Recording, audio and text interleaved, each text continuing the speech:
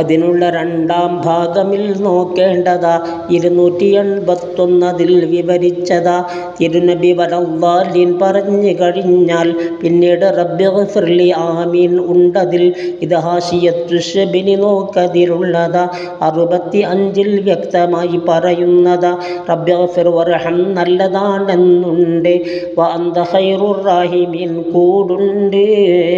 നബിമേൽ സ്വലാത്ത് സലാം കഴിഞ്ഞാൽ പിന്നെ ഓതേണ്ടതാണ് ഇതിന് ഖുനൂത്തിൽ തന്നെ. ബഹറിൽ ഇതുള്ളത് ബിഗയിൽ പറയുന്നതാ. 43 പേജ് അതിൽ വിവരിച്ചതാ. കൂടാതെ തന്നെ ഇത് നല്ലതായി പറയുന്നതാ. അൻവാർ എന്ന കിതാബ് നോക്കതിലുള്ളതാ. അറിയേണ്ട കാര്യം വേണ്ട പോലെ അറിയിച്ചുതാ. അത് നിന്റെ പക്കൽ നിന്ന് റബ്ബേ ചെയ്തുതാ. ദുനിയാവ് നിഴലാ തേടിയാൽ ഓടുന്നതാ. ത്യജിച്ചാൽ അതും തിരിയാതെ പിന്തുടരുന്നതാ. പണമുണ്ട് എങ്കിൽ പരിസരം ജനനിബിഡമാ. പേക്കൂത്ത് തീർന്നാൽ കൂത്തുകാരൻ മാത്രമാ. സൽഗുണന് സമ്പത്തുള്ളതെന്തുപകാരമാ. അത് ഗ്രാമമധ്യത്തുള്ള നെഹ്റിന് തുല്യമാ. നിരുത്സാഹശീലൻ ഏറ്റ കാര്യം അസാധ്യമാ. അധൈര്യശാലികൾക്കുള്ള വാളിന് തുല്യമാ.